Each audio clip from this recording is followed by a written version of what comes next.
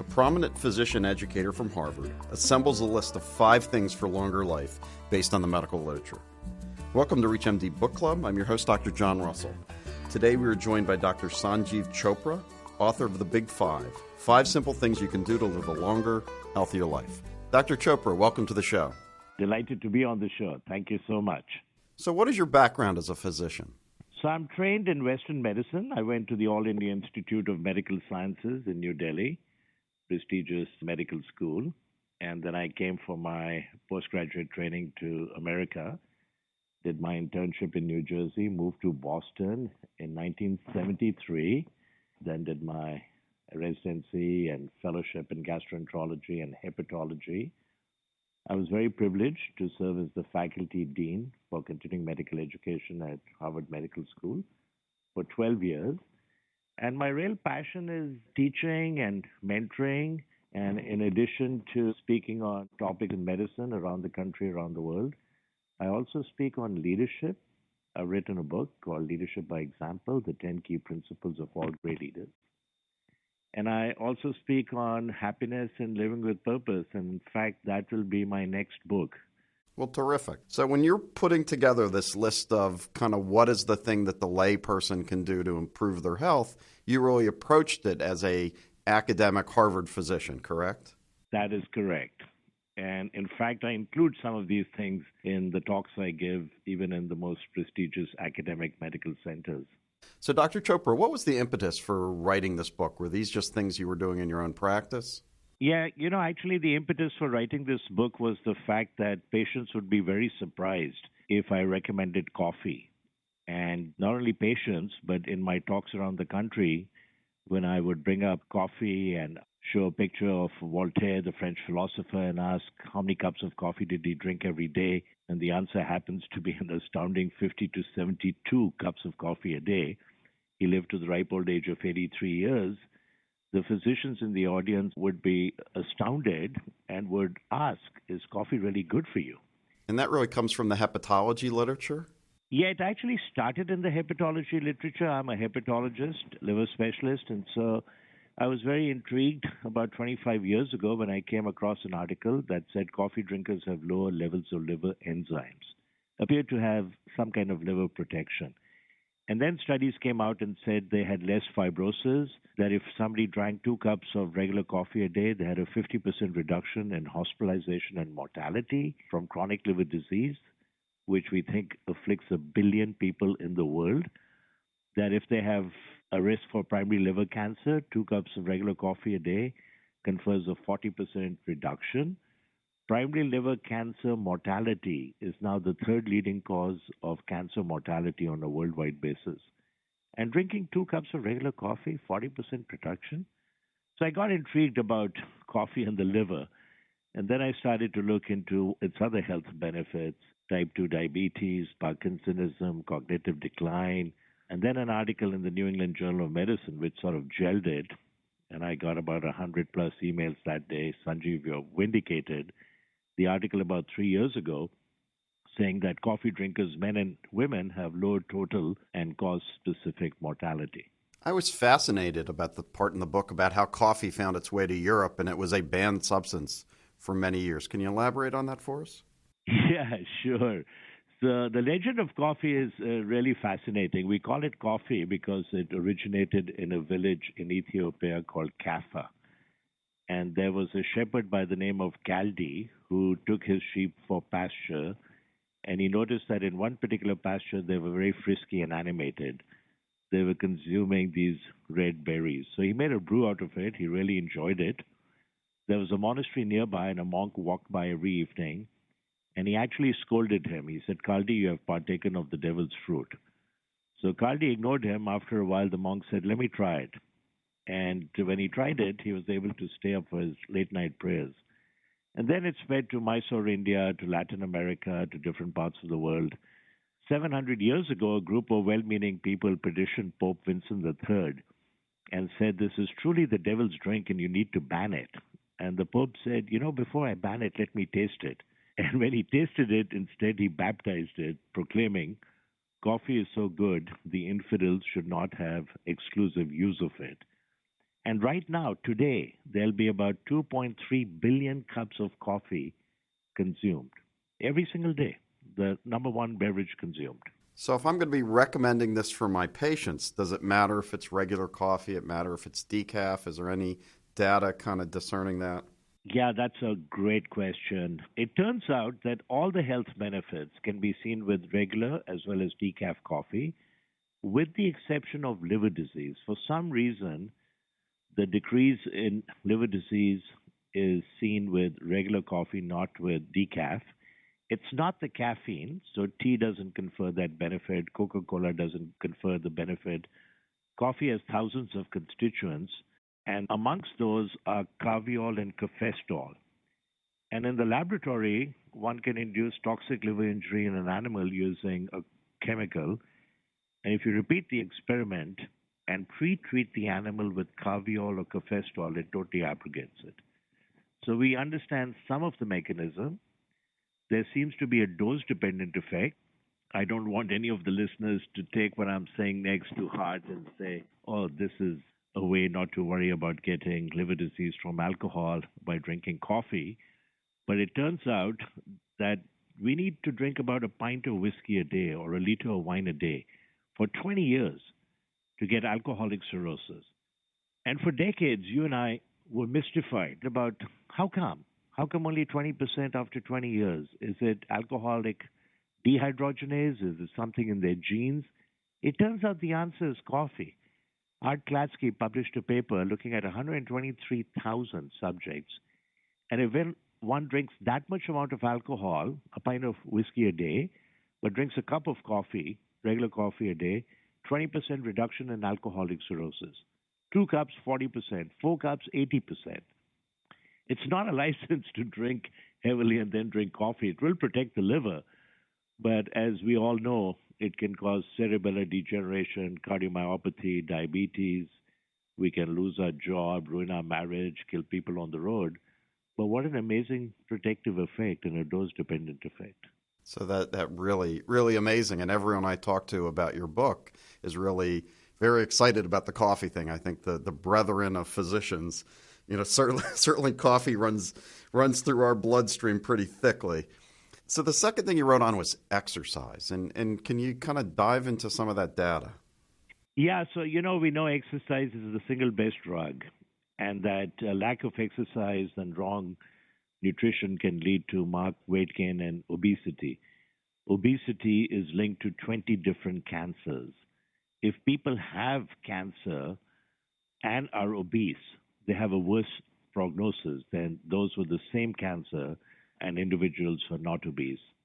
Women with breast cancer who undergo treatment, if they now start to exercise, have lower recurrence of breast cancer. This is absolutely fascinating.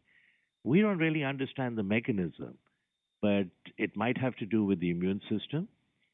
We now understand something called telomeres and telomerase. Elizabeth Blackburn got the Nobel Prize in Medicine or Physiology, brilliant scientist from Australia, now living in California, for discovering telomeres and telomerase.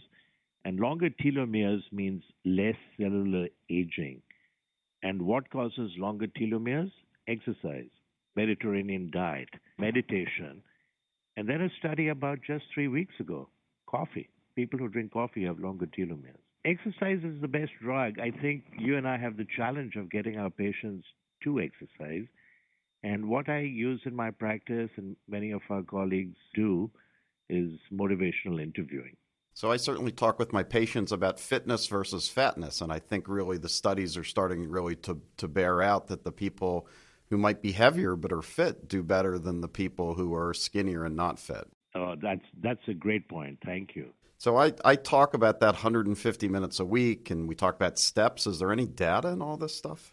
Yeah, there is. There's actually data now that if you walk 4 or 5 times a week, 25, 30 minutes, that has multiple health benefits. For those of us who like feedback, wearing a device where we can track our steps, how many miles we walked, how many yards we walked, how many calories we burnt, that is immensely helpful.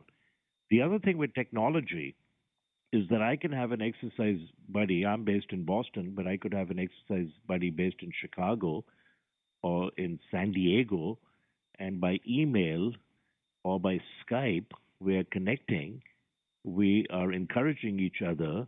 And if I do 6,000 steps, he or she has done 5,900. The next thing, they're taking the longer way to gate number 35 at Chicago O'Hare Airport to catch a flight so they can notch up more steps. We also thrive on competition. So there's many different ways we can get our patients to exercise. And motivational interviewing is one of the ways we've been very successful in getting people to either quit smoking or to lose weight or, like you said, get fit. So how about vitamin D? That's the third arm of your five. Yeah, so it's very interesting when I talk to a lot of my physician friends or other friends and ask them if they take vitamins, the overwhelming majority are taking a multivitamin. Many, many more of physicians are now taking vitamin D3. Some have gotten a blood level checked as well. And I was recently on a flight to Singapore to teach at the National Health University Sciences Hospital. I was invited to put together a short course, and I had three of my amazing colleagues from Harvard Medical School, including the chair of the Department of Medicine, the tenured professor and chief of the Hematology Oncology Division, and myself. And then the fourth person was an associate professor and a cardiologist. And this topic came up on that very long nonstop flight to Singapore, takes 18 hours and 40 minutes. And I asked my colleagues if they took any vitamins, and two of them, the chair of medicine and the chief of HemOnc, said, "Oh yeah, we take vitamin D3. We take 4,000 international units a day." They turned to me and said, "What do you do?" And I said, "Likewise, I take 4,000 international units a day." I turned to the cardiologist, and he said, "I don't take any vitamin. I don't believe in this stuff." So we discussed all the health benefits. And then I turned to him and I said, "Do me a favor. When you come back, we'll all be back in 6 days. Go see your primary care and get a vitamin D3 level checked." And lo and behold, about 2.5 weeks later, my pager goes off, and it's this brilliant cardiologist. He says, "Sanjiv, guess what my vitamin D3 level was?" So I picked a low number like 6 or 7. He says, No. Undetectable. 0. So this guy is very bright. He works extremely hard. He's a little dark complexioned. When he goes out into the sun to the beach, he puts sunblock. We now know that young kids playing soccer in Florida, many of them are turning out to be vitamin D3 deficient because our dermatology colleagues, and rightfully so, have scared the heck out of us and said put sunblock. The top dermatologists at the Harvard Medical School teaching affiliated hospitals, when they're seeing a patient who may have had skin cancer and now they're coming back for follow up, make sure they write a prescription for vitamin D as they tell them to use sunblock. So, vitamin D is the only vitamin that I recommend we take unless we're deficient or an individual is on methotrexate or Dilantin. They need folic acid. A woman is pregnant, right away, early first trimester, she needs to take folic acid to decrease the risk of neural tube defects like spina bifida, anencephaly, and so on. Well, since reading your book, I now have some gummy vitamin D pills on my desk in my office, and I offer them to any of my residents who come in who've been working long hours. How about nuts? Yeah, so that I was surprised when I started reading the literature and came across all the articles about the benefit of nuts. And it turns out all of the nuts have these miraculous health benefits. So it's not only pine nuts and cashew nuts and almonds and walnuts and pistachios, but the so-called lowly peanut, which is truly not a nut, it's a legume. But there are now 2 recent articles just looking at people who consume peanuts. And a small amount, 25 pistachios, will confer multiple health benefits, lower the LDL cholesterol. Each pistachio has only 4 calories. So if you and I have 25 slowly, we will have consumed 100 calories. And that's less than a Coca-Cola or a slice of bread, same as an apple.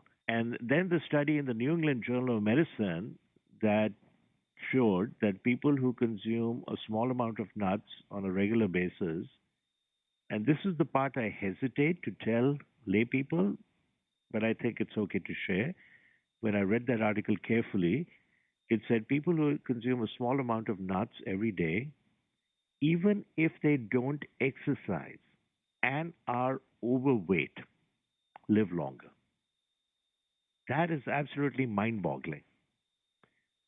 So I actually carry nuts with me. I have them in my golf bag. I have them in my car when I travel. I just came back from Chicago and Santa Fe giving a number of talks and a couple of keynotes. I carry them with me. And when I'm hungry, and especially before a meal, 30 minutes before a meal, I'll carefully chew a handful of nuts. I actually feel satiated, and I know I'm doing good for my health. And your last thing you wrote about was meditation. Can you elaborate on that for us?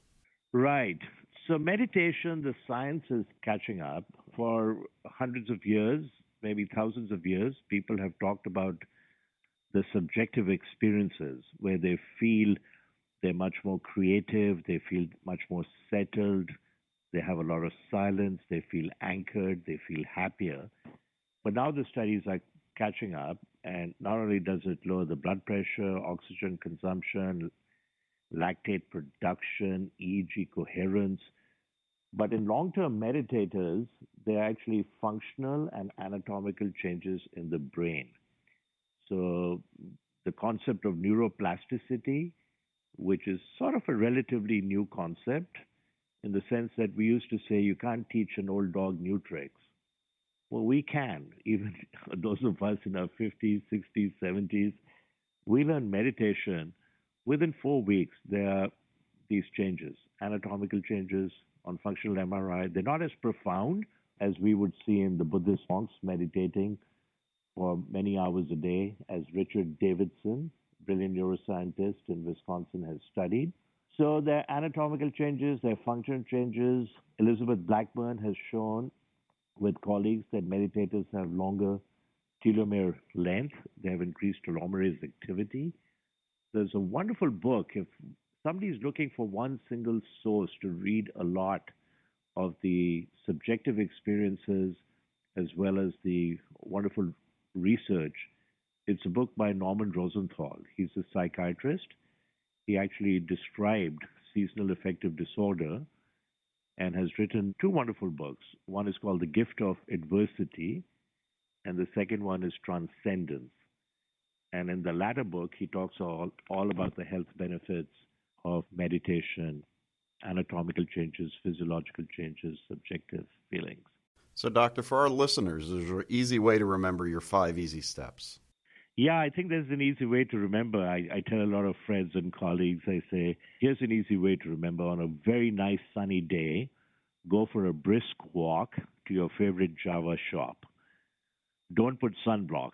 Now you'll have gotten the vitamin D3, the exercise, and the coffee. Don't go nuts remembering this. And before you go, meditate. And there's an ancient saying, you should meditate once a day. And if you don't have time to do that, you should meditate twice a day. Doctor, there's some great advice. Thank you so much for being on the show today. The book is The Big Five, 5 Simple Things You Can Do to Live a Longer, Healthier Life. Dr. Sanjiv Chopra. Thank you so much. Delighted to be on your show. To listen to this or more episodes in the series, please visit ReachMD.com.